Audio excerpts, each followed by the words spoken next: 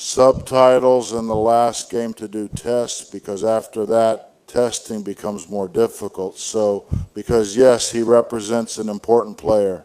Important for subtitles and revision, taking care of other media. It could be that, yes, I want to test him just like I want to test Igor Thiago in tomorrow's game to look for another option. I think that the system with the 4 up front is quite solid. I want to try another alternative in the last test. Hello, this is Wellington Campos from Radio Soto Titoli. Earlier at Grania Comori, you said the reviews in QTSS care were beginning. This is Soto Titoli, sir, reviewing it. I want to know. Not today, not about QTSS. Yes? I want to know. Not today. I'm not taking care of subtitles escalation today. Subtitles review and lineup today. Ancelotti here, Lily Nascimento from ESPN. Good morning. Yes, I would like to know about Magalhães' situation. Was there any physical wear since he played in the Champions League final? Was there any discussion about him starting in the lineup tomorrow or not? Gabriel returned after the Champions League final and is a bit tired, so we're not taking any risks with him. I think Soto Titoli won't play. He needs to recover well. QTSS Soto Titoli, and the review is up to Foy. Monica Danilo, TNT.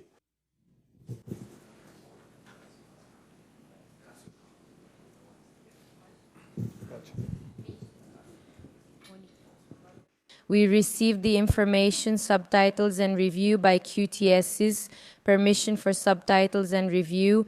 The idea is to either change the whole team again at halftime or make these substitutions during the breaks, not necessarily changing all 11. How do you intend to handle this? Tomorrow's QTSS review, will it be more time for QTSS, subtitles and review by QTSS? How do you intend to manage this in tomorrow's game, or will it be more time for the starting team in theory? There. Amaya, 11 changes like the other one. I'm going to take advantage of the 11 changes in the second half. It could be that some players who need to play a little more, who are coming back from previous injuries, like Rafinha, for example, like Bruno, maybe I'll give them a few more minutes, but everyone will play. Casado. Leandro Casado, morning Ancelotti. Good morning, still insisting. Still insisting on this issue of the starting lineup, right? You said you won't reveal it to us right now, but in your idea, in your plan, if everyone is okay, right? Physically, if there are no problems, do you already have this starting 11 confirmed? Or with 8 days left before the World Cup debut, do you still have doubts about some points, about some positions? Well, the idea can be changed later. I like to observe the training, how the player is, his condition, his character, his mentality. There are many things to consider when putting together a lineup for the first game. What is certain is that the players who start the game, no, they are not the ones who finish the game. So I think that all the players are focused not on how many minutes they play, but on the quality of those minutes.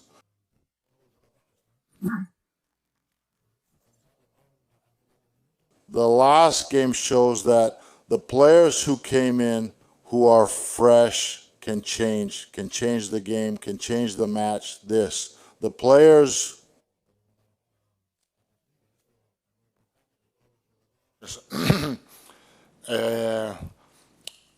understand that very well, and then I know perfectly well that the player who is not a starter may not be happy, just like the player who is going to play from the first minute, but modern football is like that. I have the possibility to make 5 substitutions in the game, and I want to take advantage of all 5 substitutions. And luckily, we have a team with a lot of resources in this regard. Eduardo Gabardo from Rádio Gaúcha. Ancelotti, before the interview for the match against Panama, you clarified Neymar's situation perfectly, right? But since this is an extremely important topic, allow me to ask if there are any updates, if you are confident with what you are seeing in his recovery, if your prognosis, the forecast remains exactly the same, or if there has even been any progress. I think Neymar's situation is quite clear. He is doing very good individual work. I think that tomorrow he will have an MRI, and after the MRI, if everything goes well, he can train with the group next week. Mr. Good morning down here. Good morning. Here on the other side. Here, Rodrigo from the Vamo channel. Yeah, I wanted you to talk about what happened at the end of the match, the Champions League final. Gabriel missed the penalty, and there was a very striking moment, which was Marquinhos. As soon as Gabriel missed, instead of going to celebrate right away, he went to hug Gabriel to support him. Marquinhos discussed this here yesterday, and I wanted to know from you if you saw that play and how important do you think it is in building a group for the Brazilian national team for the World Cup to have players who have this kind of attitude like Marquinhos had. Thank you. Yeah, it was a beautiful gesture. We talked about this. It's the gesture of a captain, of a serious professional who understands perfectly what can happen in football. So, and Gabriel as well, who is an intelligent person, understood perfectly that in football this can happen, and that's what's important.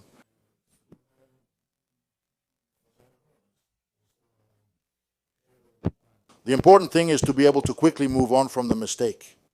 And I think he has all the characteristics, and I'm convinced that he's already moved on from this issue because he's focused on what's coming in the next few days. Danilo? Damn, I'm here. Danilo from UOL. Tite, who worked in the last 2 World Cups, said that one of the big differences he felt from 2018 to 2022 was that he learned he had to make changes quickly in the World Cup. And you have a long career in clubs. Now, on the verge of your World Cup debut, do you think you're already adapted to this difference between working with a club on a daily basis and in a World Cup where you'll have to make changes very quickly? No, I have. No, I clearly understand the difference between a club and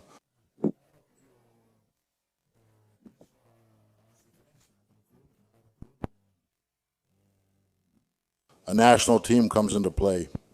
For the national team, for example, a week of tactical work that you don't do at the club, you don't have time because at the club there's no time to do it.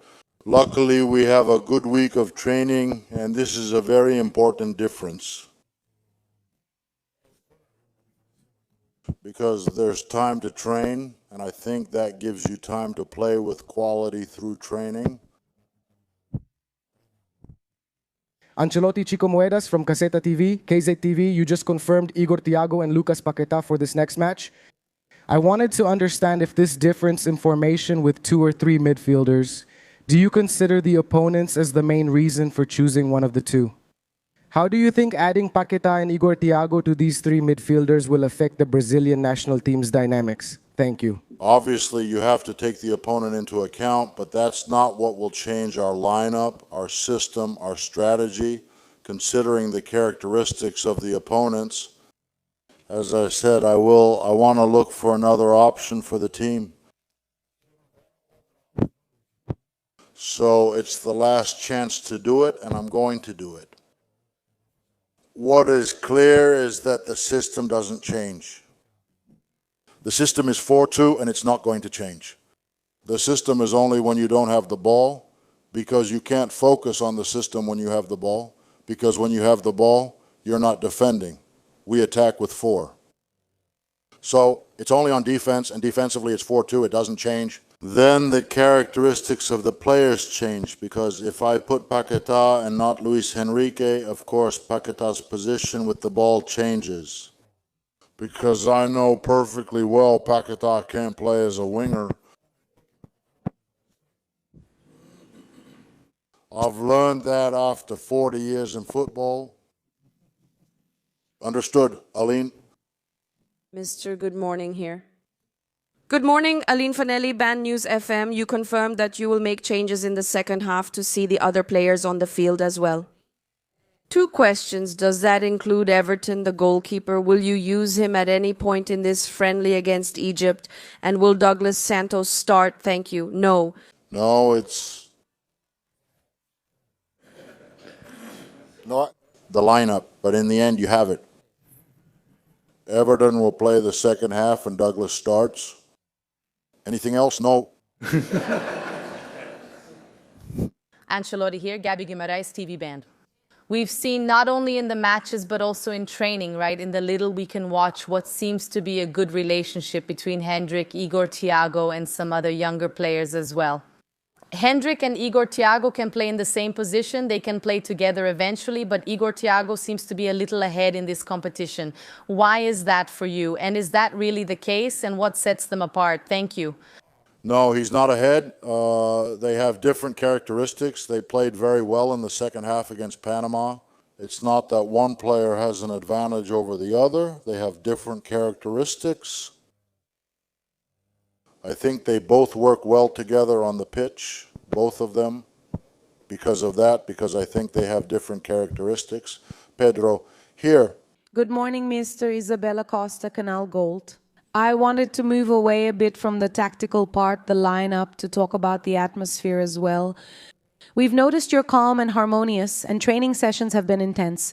We observed the community training and watched the open session. I wanted to discuss the importance of unity in the group. Every time the players come here, they're also asked about you, and they always talk about this human side that Carlo Ancelotti has.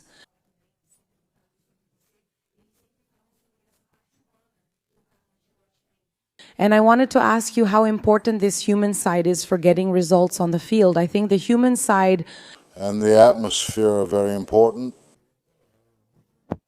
I think that the CBF made a huge effort to prepare the logistics, which are ideal for preparing for a World Cup.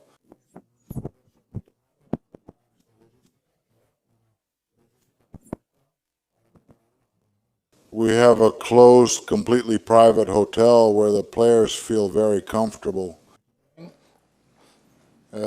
We have a training center, and here we also have to thank Red Bull because they have given us the opportunity to train in a new training center. But the effort from the CBF was a real effort. I believe this effort will pay off in the end because the environment is very nice and the players are serious, professional. They understand very well when it's time to be serious and when it's time to have a little fun.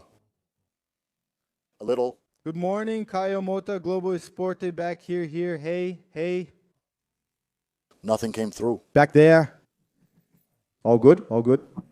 I wanted you to talk a little about characteristics, like what does Igor Thiago offer you that's different from Mateus Cunha? Because they're two very different players with and without the ball, right? Area occupation, depth. Cunha opens up more space for Vini and Rafinha. Just talk a little about this difference, about this choice you might have to alternate throughout the World Cup. Thank you very much. Bueno. Mateo is a player who connects more with the team, who has a lot of quality in positioning, and who has a very strong shot. Thiago is a completely different striker, very, very powerful, very intelligent, very strong in the box. Good morning, good morning, good morning. Good morning. In April, when there was a CBF event about athlete development, you talked about mental strength. You meant mental strength in players, right? Mental strength. Mental strength. Mental strength, yes. And now, to compete in a World Cup, what kind of mental strength is needed individually and collectively? Well, collectively? It's not a technical question, but it's a very important question because I believe that the mental aspect in a World Cup is very important. I think that no one can think about not making mistakes. If you think you won't make mistakes, the first thing you'll do is make a mistake. So you're going to make a mistake. Tu tem que preparar tu mente. It's about how to recover from a mistake as quickly as possible. There was an episode, which was the goal by Croatia, where we conceded the goal in the 86th minute, but the team's reaction was very good. They thought, the whole group immediately thought about what to do. Quickly, after that, we took the ball and got the penalty to win against Croatia. This is a very nice reaction to think about the mistake made, but to think about what you can do immediately afterward. All right, Mr. Leandro Boldak from TMC. It was a somewhat troubled cycle to get here. You are the fourth coach, right? Since the national team left Qatar to get here. And obviously today it might not be considered one of the favorites for the World Cup. I want to understand from you if you agree with that and which teams do you see as being a step ahead of Brazil in this preparation? Honestly, as of today, I don't see a favorite team. Because there are many teams that can compete to win the World Cup, but there isn't one team that stands out. Each team has its weaknesses, and the team that is able to hide its weaknesses will win. The weaknesses, Mr. Good morning, Eduardo Semblano from the Free Clear Channel and Massa FM. Mr. The last World Cup champion was characterized by changing their lineup from game to game. Many changes in the tactical setup and in the personnel. You have given the substitutes a lot of opportunities. They have had a lot of playing time and will have it again in tomorrow's game. Is it your tendency in a longer tournament to rotate the squad more, manage workloads more carefully, and give the whole squad a chance to play? Is that your initial idea? I think that I am convinced that I have a very strong squad, and I want to make the most of this squad. I'm not focused on the starting lineup for the first game. I want to train and get the most out of this squad since, as I said, it's only the first game. I want to train this squad and make the most of this squad because, as I said before, it's a squad with a lot of resources. Please. Good morning, Mr. Amadeu Maia, SPT Television, SIC International. Mr., if Brazil wins its 6th World Cup title now in 2026, will it be the greatest title of your career? And what are your expectations for this achievement? I already answered that last week. Yes. It's better than... It's a very big challenge, a very big responsibility, but also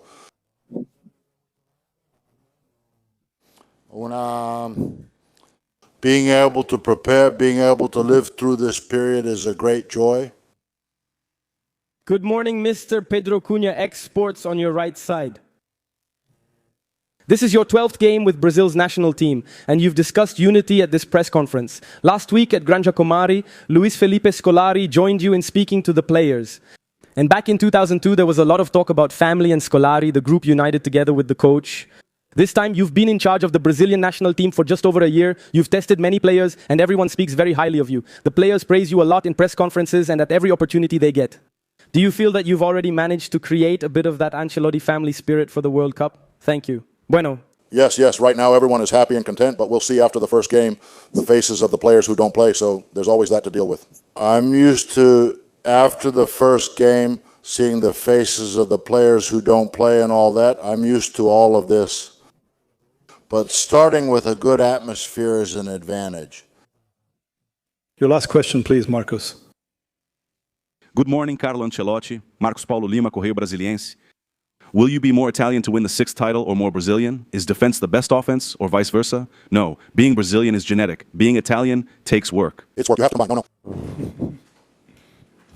Being Brazilian is genetics. Being Italian is work. You have to combine both things well. An Italo-Brazilian can win the World Cup. Am I Italian and am I Brazilian? No.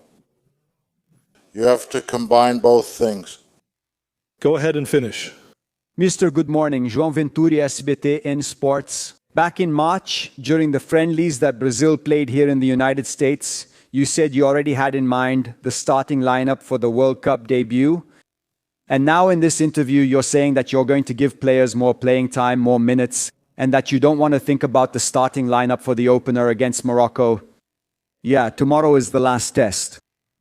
How much will we see at the start of this match? You mentioned Douglas Santos will start, while Gabriel Magalhães won't start tomorrow, though I imagine he'll be the starter at the World Cup. But how much of the starting lineup, because it's also important for you to test the starting team against Morocco, I imagine tomorrow you'll put that on the field. How many players from the team that starts against Egypt should we expect to see in the World Cup opener's starting lineup? Thank you. How many players tomorrow?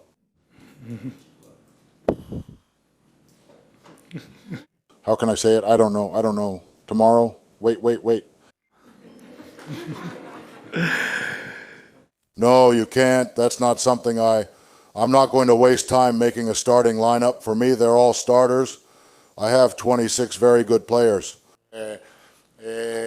And then I have the responsibility to choose the best for the first game, but the starting lineup can change. It can change in the second game, it can change in the third game. The starting lineup is just the team that starts the game. I might have an idea of who will start, but of course I don't know who will finish the first game.